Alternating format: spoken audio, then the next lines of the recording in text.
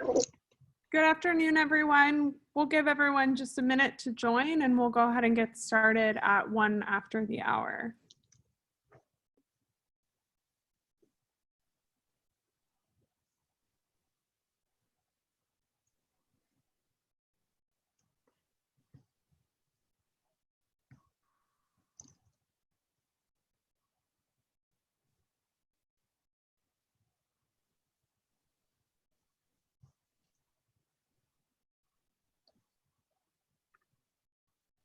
All right, I know that people are still joining, but I'm gonna go ahead and get started because we have a lot of great stuff to get through today with Natalie. Hi everyone, my name is Alexandra Clark and I'm the Senior Vice President and General Manager of English Language Arts at Amplify. Amplify is a pioneer in K-12 education. Since 2000, Amplify has been leading the way in next generation curriculum and assessment. All of our programs provide teachers with powerful tools that help them understand and respond to the needs of every student. I'm incredibly excited to be joined here today by Natalie Wexler, the author of The Knowledge Gap, The Hidden Cause of America's Broken Education System, and How to Fix It. The book focuses on the lack of content in elementary curriculum and its connection to what is commonly known as the achievement gap, the gap in test scores between affluent and low-income students. She is also the co-author of The Writing Revolution, a guide to advancing thinking through writing in all subject areas. Natalie has written op-eds on education for the New York Times and the Washington Post, and a widely read article on theatlantic.com about why reading scores haven't improved in 20 years. Amplify and the staff at on the English Language Arts team were lucky enough to be joined by Natalie just a few weeks ago, and I can't tell you enough how many rants and raves about how great this talk is, and so I'm incredibly excited to bring it to all of you today. And before we get started, I want to remind you that this is being recorded and will be sent out to all registrants afterwards. Please submit any questions you have in the Q&A box and we'll get to them at the end. So thank you for being here, Natalie. We are so thrilled to have you, and go ahead and get started. All right, well, thank you very much, Alexandra. I appreciate that generous introduction, and I appreciate Amplify's hosting this webinar.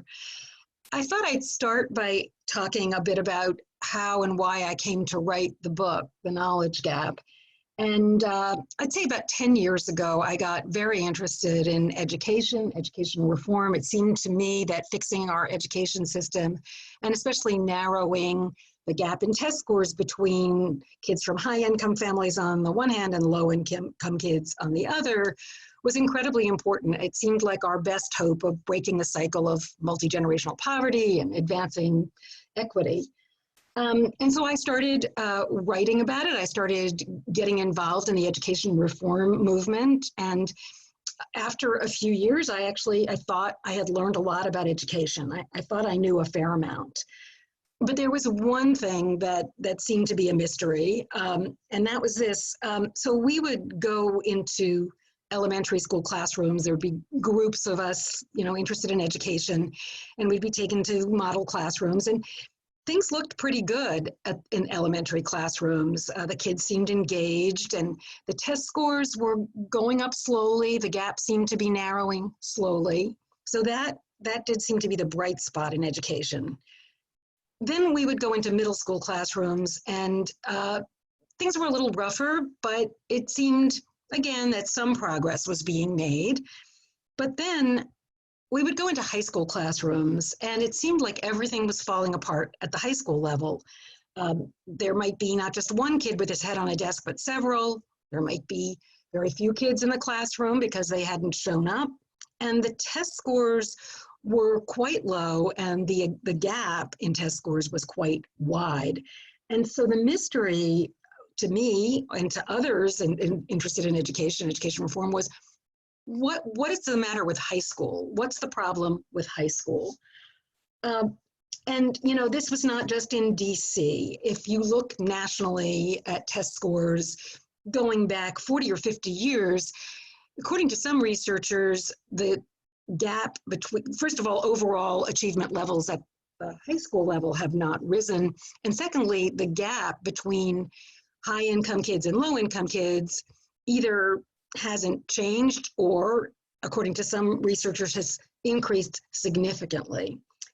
And that, as Alexandra mentioned, reading scores on the National Assessment of Educational Progress had been basically stagnant since 1998, sorry. But this year that changed, and not in a good way. This year, NAEP reading scores actually declined significantly, and particularly at the 8th grade level. So that's the highest grade level they're given at, or they were given at this past year. So again, it seems there's a problem with upper grade levels here. And even worse, the gap between high and low scorers actually widened. So the lowest scoring percentiles, their scores declined the most. So there is clearly a problem here, and it seems to be a problem at upper grade levels. But what I discovered was that what I thought I knew about education was really not the whole story. It was misleading, and that what I had been told was the bright spot in education, elementary school, was where a lot of the problems started and had their roots. And what do I mean by that? Well, it has to do with how we teach reading. You know, we spend a lot of time on reading at the elementary grades, and that makes sense. Kids do need to learn to read. But there are two aspects to reading, broadly speaking, and one is decoding, sounding out words, basically word recognition. And that should be taught as a set of skills, what's called foundational reading skills. So phonemic awareness, which is hearing individual sounds in words, phonics, which is basically connecting those sounds to letters, fluency, being able to do that at a fairly rapid pace. And there are a lot of problems with the way we teach decoding in American schools, but I'm not going to focus on that, which is, I'm just going to assume that you have a pretty fluent decoder, which is a pretty big assumption. But I'm going to focus on the other aspect of reading, which is comprehension, and how we teach comprehension in elementary and sometimes beyond middle school as well. So the standard approach, which is almost universal, is to teach comprehension as though it also were a set of skills and strategies. So this is just a chart I found online of reading comprehension skills and strategies. I won't go into the distinction between skills and strategies because most teachers use those terms pretty interchangeably. But you can see that there are a whole bunch of them. For example, identify main idea and details, determine author's purpose under skills, make connections, ask questions, make inferences under strategies. And so the theory is that we can teach these skills to kids directly. And the other part of this approach is that kids will then practice them on books that have been determined to be at their individual reading level. So kids get tested periodically by a teacher for their ability to understand text, and they're assigned a reading level. It's often a letter of the alphabet, as in this chart. Now, the child's reading level might be years below her grade level, so the teacher might give the child a test and determine she's at a level L, which is a second grade level, but the child might actually be in 5th or 6th grade or above. And in both of these approaches, pay very little attention to the content of the texts or the books. Teachers, when they're demonstrating or teaching a skill, they'll choose a book not for its topic or its content, but for how well it seems to lend itself to demonstrating, say, comparing and contrasting, or whatever the skill of the week is.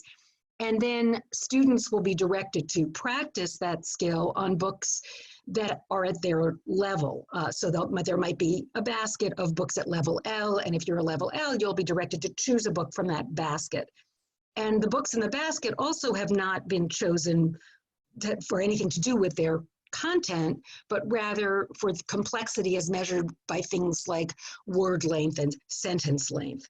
And the theory is that if kids diligently practice their skills, that if they're behind, they will move up the ladder of text complexity, and they will also be able to apply those skills, like finding the main idea, to pretty much any text that's put in front of them if they get good enough at finding the main idea. So they'll be able to find the main idea of a passage on a standardized reading test at the end of the year, or down the road when they get to high school, they'll be able to find the main idea of, a passage in a world history textbook.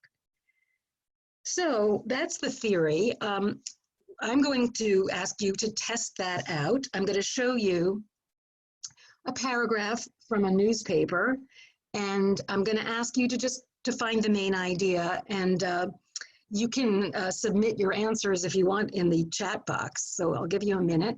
Here's the paragraph.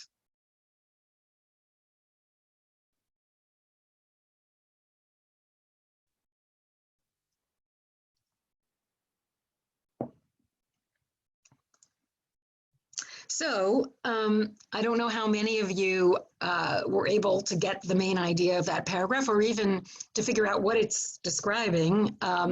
If you happen to be from a country where cricket is popular, you might not have had too much trouble, because this is a paragraph describing a cricket game. But if you don't know anything about cricket, this is probably going to be very hard to follow. And that, in fact, is what cognitive scientists have found about reading comprehension.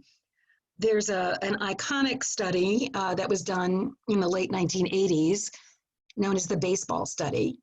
And the researchers set out to determine what is more important in reading comprehension.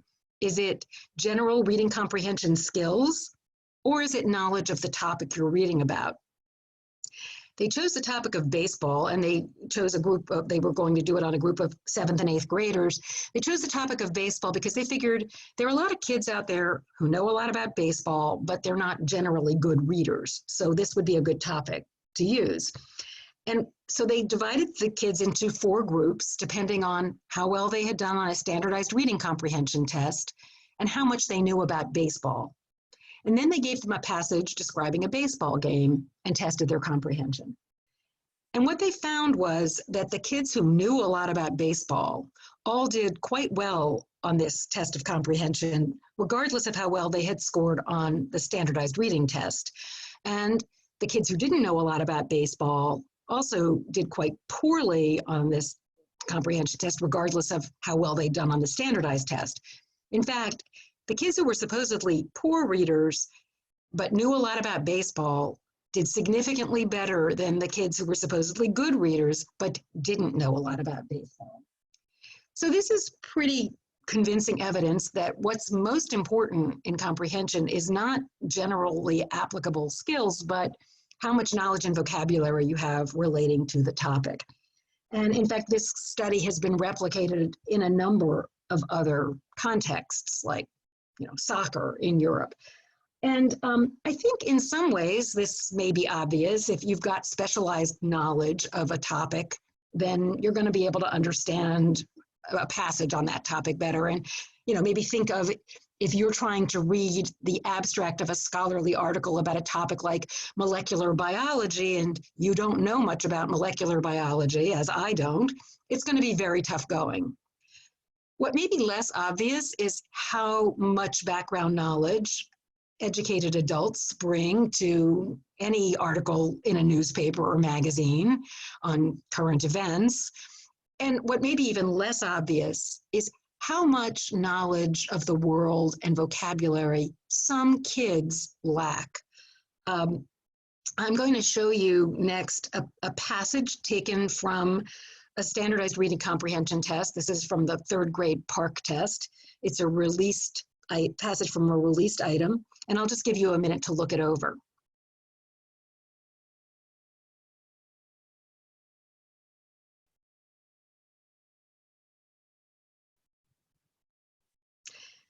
Now that may look pretty straightforward. It's describing the Inuit, their lives in the Arctic. But now I'm going to show you the same passage with words and phrases blacked out that many 3rd graders won't be familiar with.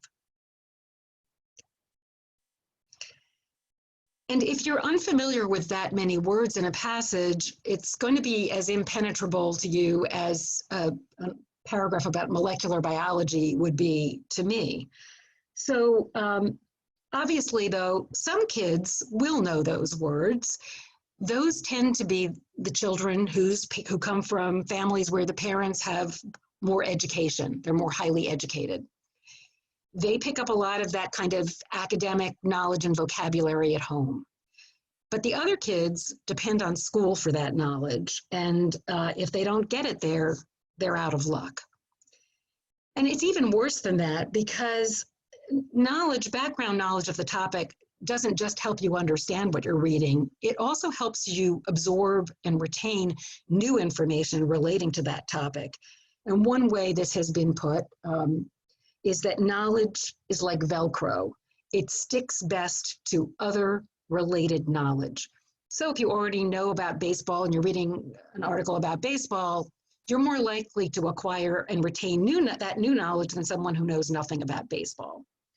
And so what happens is that the kids who start out with more general knowledge and vocabulary are able to read more complex text and retain more new knowledge from that text, and then continue reading more and more complex text and acquiring more and more knowledge as the years go by.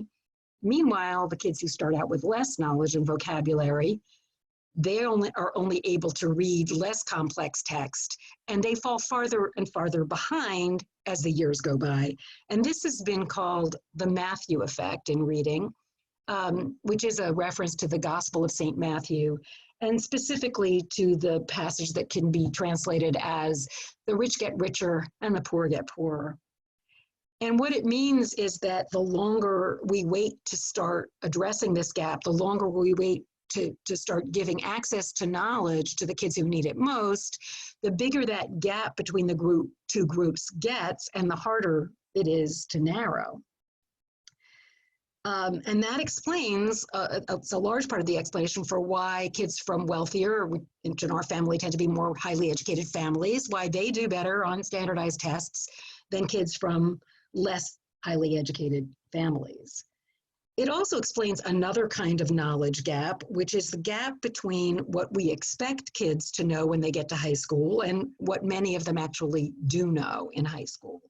Because often this approach to reading comprehension, which focuses on these largely illusory skills and strategies, continues through middle school, and kids get to high school without knowing much about history or science and are expected to do high school level work. So there are really two kinds of knowledge gaps out there, at least. Now, when I stumbled upon this problem, and I'd like to say I figured this out for myself, but in fact, it was explained to me by people who knew about it already. But I realized that even though I thought I knew a lot about education, and I had been reading everything I could get my hands on and going to expert panel discussions, et cetera, that I had never heard anyone mention the lack of content in the elementary school curriculum as a problem. In fact, I had been in many elementary school classrooms, and I thought elementary schools were trying to actually build kids' knowledge and teach them about social studies and science. I realized I had not known what I was looking at in those elementary school classrooms, and it seemed that a lot of other people hadn't realized what they were looking at either. And so it seemed to me, although there were people who knew about this, it seemed to me that they were basically just talking to each other, and that this topic had to get out into the public conversation about education, and that what was needed was a book that would take a journalistic narrative approach, a sort of engaging approach to what is admittedly a pretty complicated and abstract topic. And nobody else was writing that book, so that's what I undertook to do. And the response to the book so far has been really gratifying. I think a lot of people were looking for an explanation for our lack of progress. And this was one they had not necessarily heard before. But there were several reasons I wrote this book. One of them was to just lay out what it is that's going on in our elementary schools and how that relates to what we call the achievement gap. But I also wanted to figure out where this approach to reading comprehension had come from, because if you're not inside the education world and you're in a classroom and a teacher, reads a book about whales or the solar system or something, but then instead of talking about whales or the solar system, she says, well, okay, let's talk about the author's purpose. It's kind of like, well, why would she do that? So what I found was that the roots of this approach actually go very deep. They go back maybe 100 years. And they have to do with not necessarily John Dewey himself, but the progressive education movement that he's considered to be the father of, and now it's a successor, the constructivist education movement. And one of the central tenets of that movement really laid some very fertile ground for this comprehension skills approach to take root. And that tenet is that it's better for children to discover or construct knowledge for themselves than to have a teacher stand in front of a classroom and dump information on them and just expect it to be absorbed in the passive receptacles of their brains. Now, the way that feeds into the comprehension skills and strategies approach is that teachers can feel they're not just dumping a bunch of information on kids, they're giving them the tools that they can use to construct their own knowledge from their own reading later on. And there's certainly some truth to that. We all do need to be participants in constructing our own knowledge. But that's different from expecting children, especially children who don't have a lot of pre-existing knowledge about topics like history and science, to discover their own information for themselves. And that's really what we're asking them to do. That, at best, is a tremendously inefficient process. Teachers need to be providing children with information that they can then use, they can be guided to use to construct their own knowledge. So that's one set of origins for this approach. Then more recently, there have been a couple of other developments that have really intensified this skills and strategies approach to comprehension.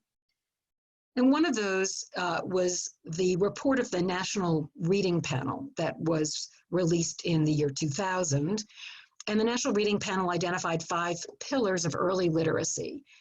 Now, their main focus was really on the decoding aspect of reading, and they were brought into being mainly to solve or to resolve what was called the reading wars of the 1990s, which was basically a debate about whether to teach decoding using phonics or not. And the National Reading Panel came down quite firmly on the side of phonics. That part of its findings was resisted in some parts of the education world. But the 5th pillar of early literacy that they identified was comprehension. And their findings there have been really widely embraced, but also widely misinterpreted. So the National Reading Panel did find evidence that certain kinds of comprehension strategies, if taught directly to children, would boost comprehension. But they forgot to mention, or omitted to mention, that those strategies would only work if students already had enough background knowledge to understand the text, at least at some level, because those strategies really consist of asking yourself questions as you go along. How can I connect this to other things I know? Or how does this paragraph relate to that paragraph?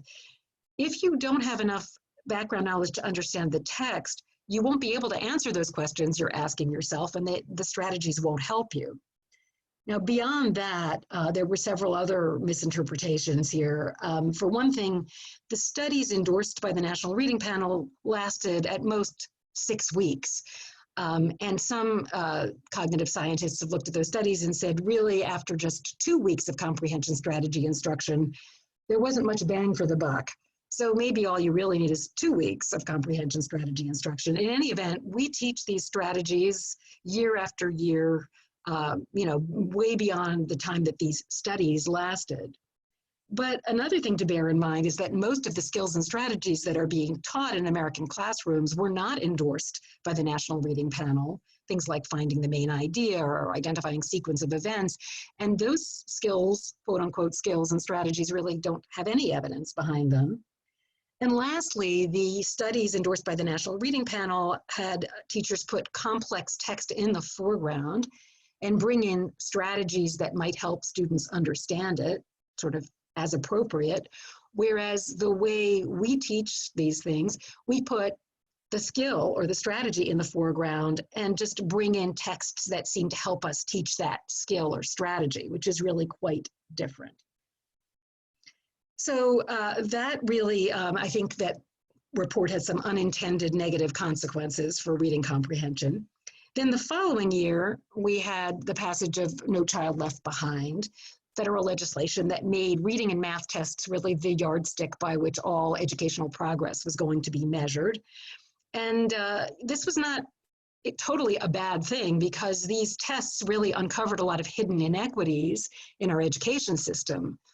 But they did not tell us how to address those inequities. And they also had the side effect of really increasing the amount of time and attention devoted to teaching reading comprehension skills and strategies.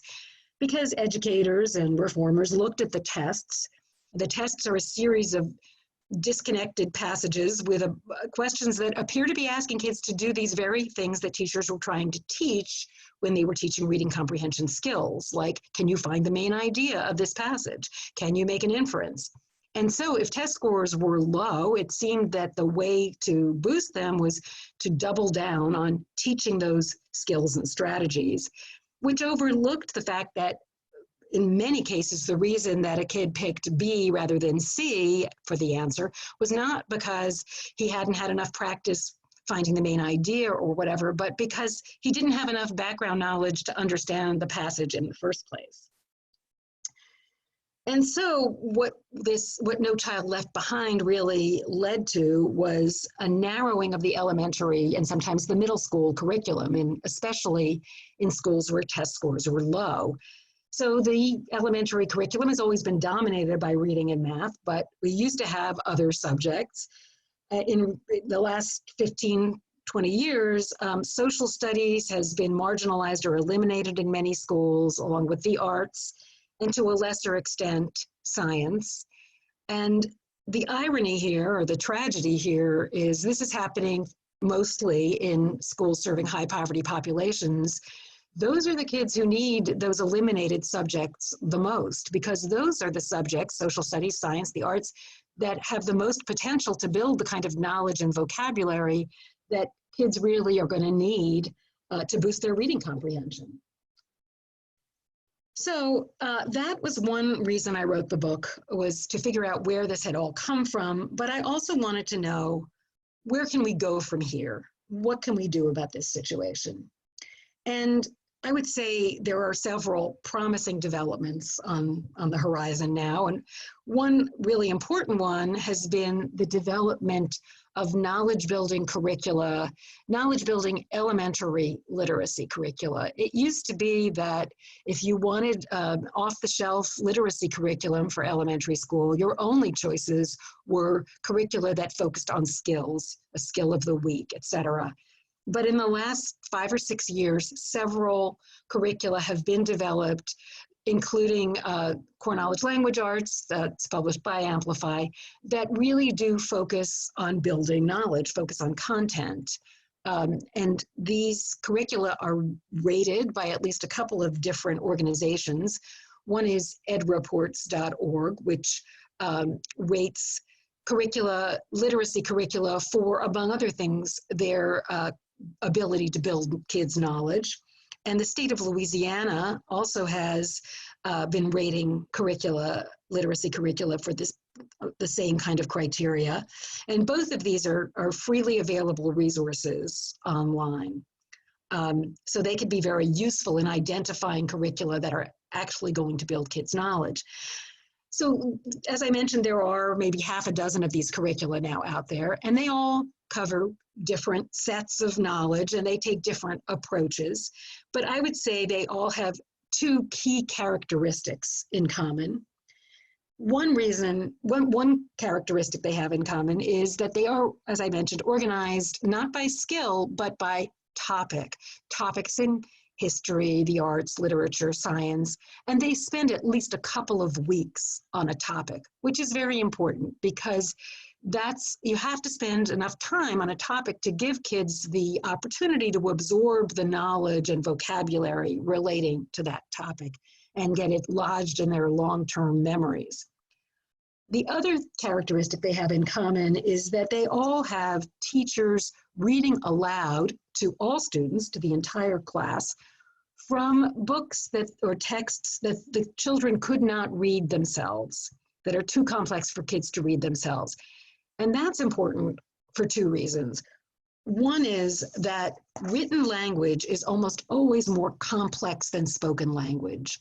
And so if eventually down the road kids are going to read written language themselves and understand it, they need to become familiar with the conventions of written language that don't appear in spoken language, certain vocabulary, sentence structure, syntax. The other thing that's important about reading aloud is that kids' listening comprehension exceeds their reading comprehension on average through middle school. So that means that kids can absorb more complex concepts and vocabulary through listening and discussion than they can through their own reading. And if they become familiar with those concepts through listening and discussion, when they come to read about those concepts, it will be much easier for them because the vocabulary and the concepts will be familiar.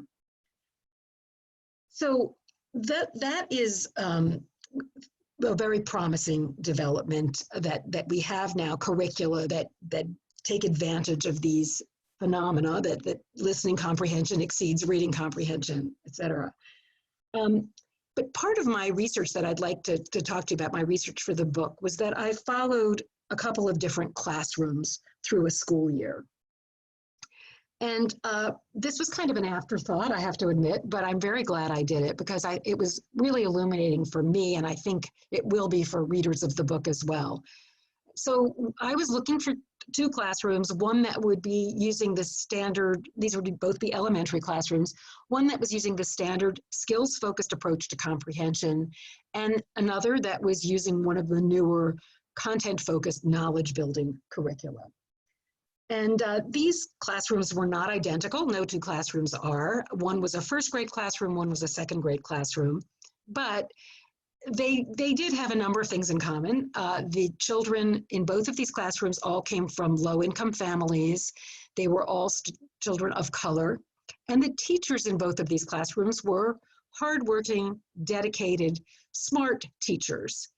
But the classrooms were really like night and day. And the main reason for that was the curriculum that they were using. I wish I could show you videos of the class discussions in these classrooms. I do include a lot of descriptions in the book. But in the skills-focused classroom, I should say there really wasn't much discussion. What I can show you are posters from each of these classrooms, which I think can give you an idea of what the focus was in these classrooms. So this is from the skills-focused classroom. There were posters all over, but they were all focused on the skills that the teacher was trying to teach. So for example, this one focused on main idea and details. And the reason there weren't very many discussions in the classroom was that the kids were really not that interested in talking about main idea and details or making inferences, or, at one point the teacher was trying to teach about captions and identifying captions and how a caption differs from a title or a subtitle. And the kids were not interested in that. They kept asking, oh, what's going on in that picture? What is that shark eating? Is that planet Mars or the moon? Which were questions that the teacher didn't respond to because she felt her job was to teach the skill of identifying captions. The other classroom that I followed through a school year was using core knowledge language arts. This was a second grade classroom, and these children had been using this curriculum since kindergarten.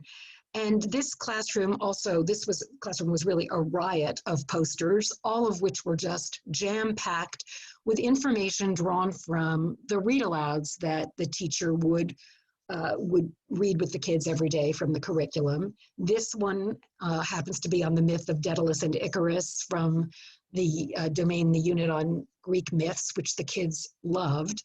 And they would have great conversations. I don't think I was in the classroom for this particular read aloud, but they would have conversations about things like, was Alexander the Great's ambitious nature a positive or a negative? Or battle strategy at the Battle of Thermopylae. all kinds of things. And the kids were incredibly engaged in these discussions, and all the kids were participating. So it was quite a difference. But I also want to point out the vocabulary that kids were picking up from these read alouds.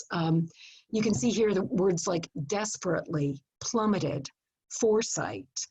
And when I had lunch with a group of these second graders I think it was in March of that year, just to see, how they were enjoying their school year, they were so eager to tell me about everything they had learned, and so proud to show off their knowledge. But what really impressed me, I have to say, was the vocabulary that they were using in their conversation with me. And you have to remember that these kids were mostly from non-English speaking families, and several of them were still learning English themselves. But they were using words like revenge, opponent, labyrinth. These are words that you won't find on a third, fourth, or probably even fifth grade standardized reading test. But they're words that will stand these kids up in very good stead when they get to high school and beyond.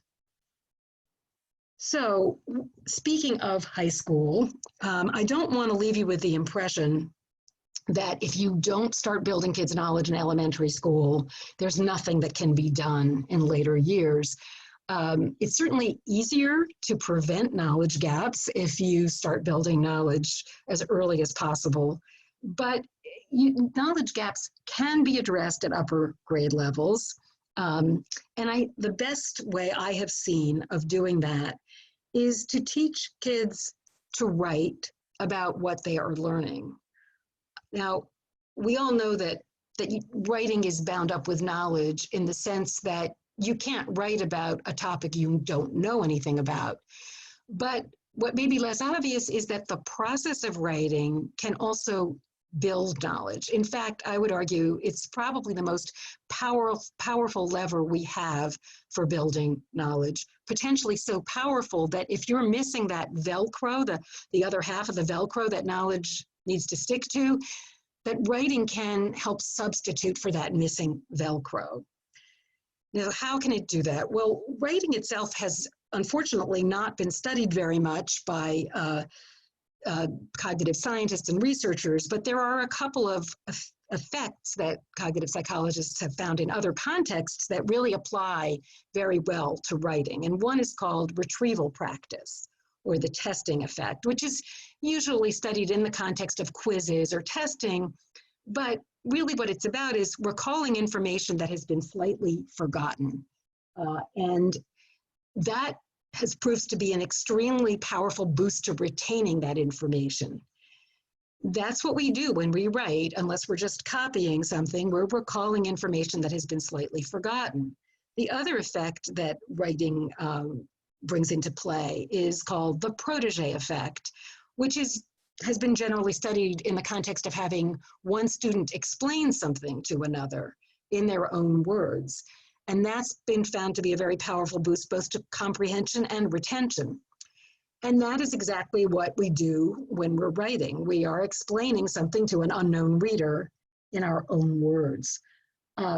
So this is, potentially a very powerful lever for building knowledge, but there's a caveat here, which is that writing is the most difficult thing we ask kids to do in school. It's more difficult even certainly than reading because it's expressive, not just receptive.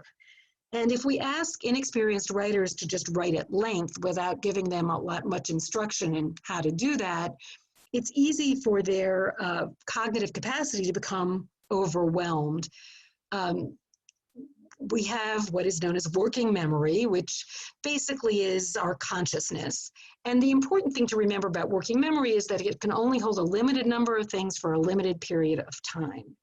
So reading places a great burden on working memory, but writing places an even greater burden because an inexperienced writer especially is juggling many different things, everything maybe from letter formation or spelling to word choice to organizing one's thoughts and connecting them, and also, of course, the content, the material that you're trying to write about. So if we don't modulate this cognitive load, kids can become so overwhelmed that they neither learn how to write well, nor do they get those knowledge building benefits from the process of writing. So what we need to do is modulate that load by giving them manageable writing tasks. And for example, this is something that we probably don't want to do. This was a writing prompt that I saw in a second grade classroom. And in most elementary classrooms, the problem with getting kids to write about what they're learning is they aren't learning enough content to enable them to write much about any topic other than their own experience. In this classroom, which happened to be a core knowledge CKLA classroom, the kids had been learning about the Civil War, and the teacher, who was a very good teacher, but like almost all teachers had not gotten training in how to use writing or to teach writing, told these second graders, okay, write down everything you've learned about slavery over the last 3 days, which for a second grader is, or any inexperienced writer, can be really overwhelming. What we need to do is start kids in writing at the sentence level, if that is what they need, regardless of what grade level they're at. And there's a method that harnesses the power of sentence level instruction when it is embedded in content. It's called The Writing Revolution, and I am a co-author of a book that came out a couple of years ago that explains what this method is all about and how to use it. And this method goes through, you know, the argumentative essay, but I think the two things that distinguish it from any other approach to writing that I've seen is that it embeds all writing instruction in the content of the curriculum, and secondly, that it begins at the sentence level. And so there are a lot of sentence level activities that not only teach kids how to use things like conjunctions, but also helps to focus their attention on what's important in the content they're learning and get them to retrieve information from their memories and put it in their own words. So I'll just show you, I don't have time to go into this in detail, but I'll show you briefly one of our most popular sentence level activities, because, but, and so. Now, this is an activity like all of the activities that can be adapted to any subject and really any grade level. Even the lowest grade levels, you can do these activities orally and collectively. But let's say that you're teaching a history or social studies class about Andrew Jackson's presidency. So you could give your class sentence stems using these 3 different conjunctions: because Andrew Jackson was a popular president, because, but, and so. And each of these is going to require every student in the class to think about the material that they've learned and retrieve the appropriate information and put it into their own words. So here's an example of how they might fill those in: because he was the champion of the common man, but there were many critics of his kitchen cabinet and spoil system, so he easily won re-election in 1832. So you can see how powerful this could be to get kids to think about what they're learning, understand it, retain it, and also develop the ability to analyze information and make connections and basically build knowledge. Now, I'll just mention that curriculum, as I think I've made clear, is the place to start with changing our approach to reading comprehension and really the way we do elementary and middle school. But I also want to make sure that I mention that curriculum itself is not enough. These curricula are very different from what most teachers are used to, the way they've been trained, and they're also in tension a lot of the times with the sort of the structure of our education system, and particularly with our standardized tests, which are not designed to correspond to any particular body of knowledge. So your kids could be learning a lot about Greek mythology and the human digestive system, but if they get a passage on this end of the year test about the Inuit, they may or may not have acquired enough general knowledge and vocabulary to be able to answer those questions. Eventually, kids will, but it's hard to say exactly when they'll be equipped with that critical mass of knowledge that they can handle pretty much anything that's thrown at them that's determined to be more or less on their grade level. But there are also some, because this is so unfamiliar to so many teachers, there may be some obstacles to getting teachers to embrace this new approach, even though there's evidence from cognitive science behind it. And I'll just quickly go through a few of those obstacles that I've noticed and I've heard about. And there are three different categories, I would say. The first is intellectual, the head. And in many cases, this is just a lack of knowledge. It's a kind of teacher knowledge gap between what cognitive science has said about reading comprehension and what they have been trained to believe. And many teachers, when they are introduced to the cognitive science, embrace it eagerly and are frustrated that they never heard about this before. But then if there are clearly going to be others who find it so different from what they've heard and what they have been told works, that they're going to be resistant to it because it just doesn't correspond to what they've been doing, what everybody around them is doing, and what they've been told works. The second set of obstacles is more on the emotional side, the heart.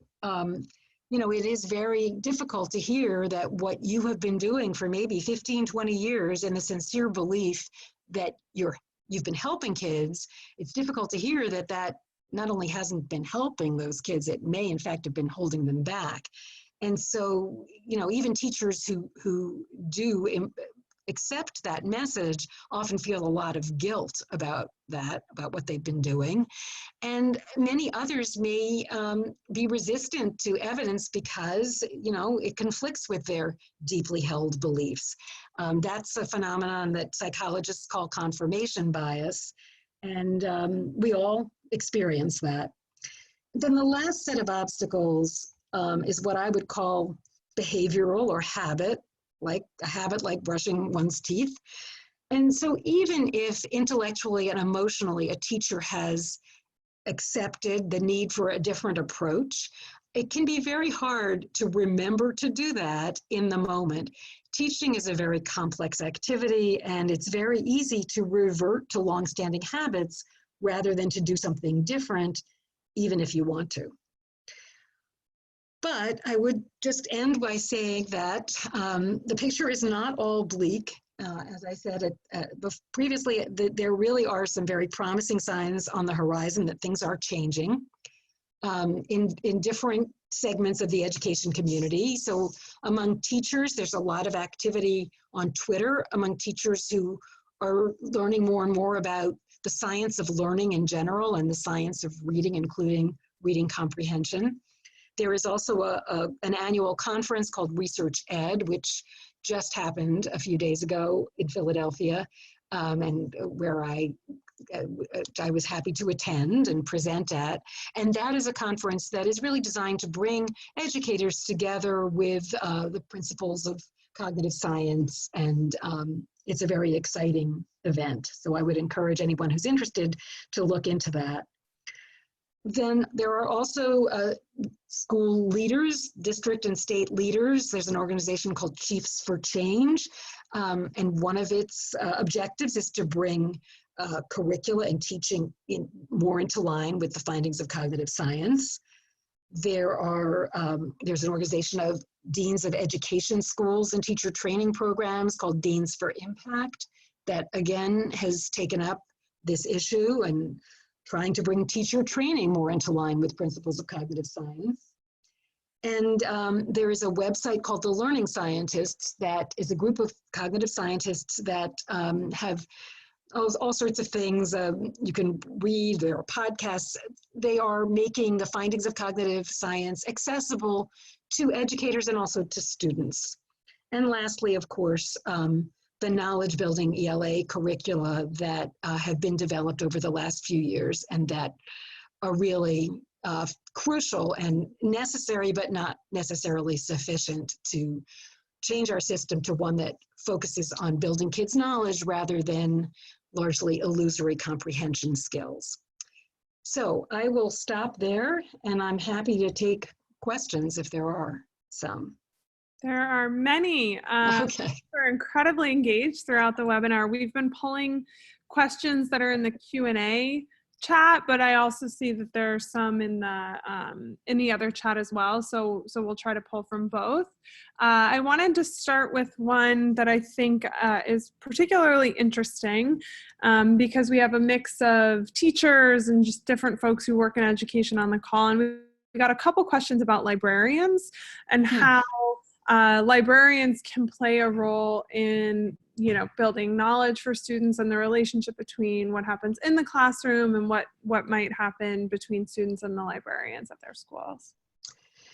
Yeah, I think one of the things that has happened is that classroom libraries have to some extent been replacing school libraries, and those classroom libraries are almost always organized by reading level. And so there'll be a lot of books, but kids will be confined to what has been determined to be their reading level. And as we know from the baseball study, a reading level is going to vary depending on a kid's knowledge of the topic. So they're really kind of, again, illusory. And I think what school libraries can do is enable kids to pursue their interests. If they know a lot about, horses and they want to read more about horses or whatever, they can read above their quote unquote reading level, and the librarian can help direct them to books that will enable them to do that. Although I have also heard of instances where kids are sent to the school library, but the librarians are told they can only let those kids check out books at their individual reading level, which is really unfortunate. Yeah, absolutely. One question was about, will the knowledge gap grow as students are exposed to more personalized learning applications? Well, it certainly can. Personalized learning is kind of a slippery term, but if it's used to mean just, the content that has been determined to be appropriate for that individual student, that's really what leveled reading is, right? It's not about content so much as skills, but it ends up being also about content, because books that are easier to read are going to have simpler concepts and content. And so we have to be very careful about personalization.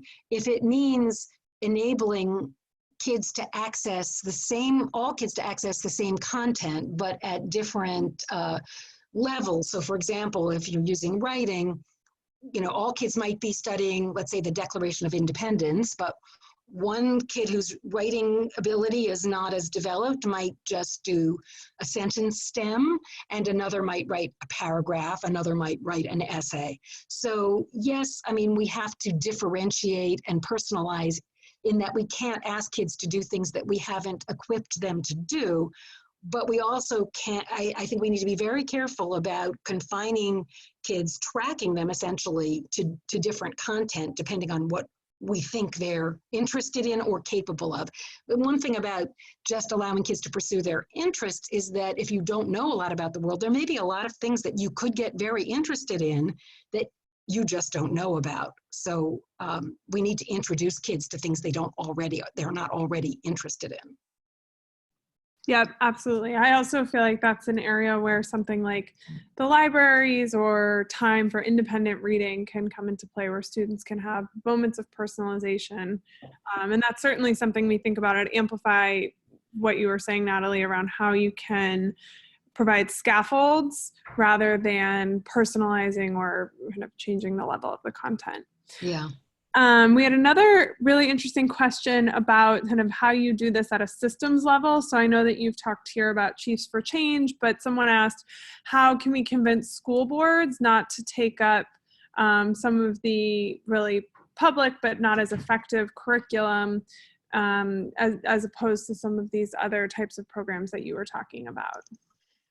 Well, yeah, we have over 14,000 school districts in this country, and they differ in the way curriculum is adopted, et cetera. But I really think the first step is just to start talking about why what we've been doing hasn't worked, and what this whole problem of the way we've approached comprehension as a set of skills and strategies. And, I think school boards, policymakers, they all need to be introduced to these ideas as a first step.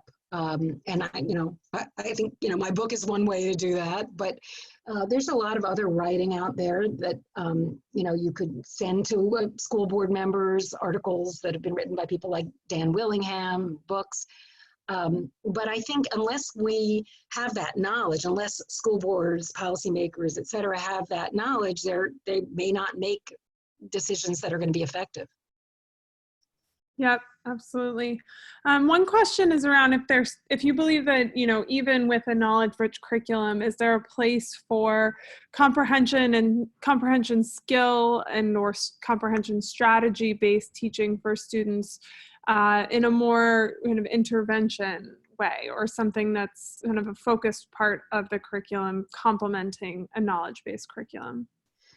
Well, I think it's a question of really what is put in the foreground. I mean, a lot of these skills and strategies are fine as long as what's put in the foreground is the content you're trying to teach. And so I think an intervention should also be focusing on the core content of the curriculum, whatever it is that all the kids in the class are learning or supposed to be learning. And you may bring in strategies. And by the way, writing really is an excellent way of doing that. So for example, one strategy is summarizing. Getting a kid to write a summary, or even to just orally articulate a summary, can be very powerful for ensuring comprehension, boosting retention. But it's not a skill that could be taught directly and in the abstract, like riding a bicycle. It's a skill. I wouldn't call it a skill. It is something that is going to vary depending on the topic. Yep, absolutely. One other question. We have time for two more, so I'll give you one quick one and then one bigger one to close with. Okay. The first one is how do you know which content to teach when? So, do you have recommendations or thoughts around sequencing? Well, that's really where a curriculum comes in. That's why a curriculum is so important, because knowledge building is a gradual, cumulative process that ideally builds in some kind of logical way. So before kids learn about the Civil War, for example, they should know about the American Revolution. And a teacher, any individual teacher, can only do so much as far as ensuring that cumulative, gradual process. So that's why I really think, there are some things that individual teachers can do, but if you really want to effectively build kids' knowledge, it has to be done across grade levels. And that's why I think a coherent curriculum that is content focused is so important.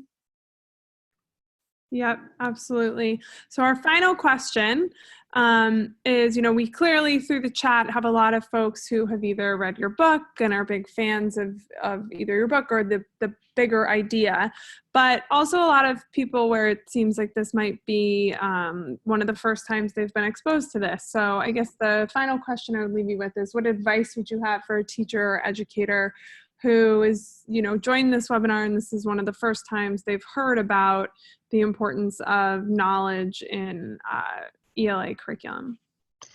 Well, I think there are a lot of resources out there. If you go on Twitter, you'll find a lot. I think that the hashtag now is ELA chat, and you'll find a lot of links to articles and resources. Again, my book might be a good introduction, but if you don't want to plunge into a whole book, I've written a couple of pieces now for The Atlantic, that there's an excerpt that appeared in the August issue of The Atlantic that you can find online, and that might be a good introduction. There's a lot to read out there, and I know it can seem daunting, but and certainly did to me when I first stumbled across this issue, but keep reading and keep thinking, and eventually the pieces of the puzzle will fall into place. That is a great and hopeful note to end on. So thank you so much to Natalie, and thank you to everyone who joined. We will be sending out a recording of this webinar in the next few days, and we really look forward to seeing you all again. Thank you. This was a total pleasure. Thank you.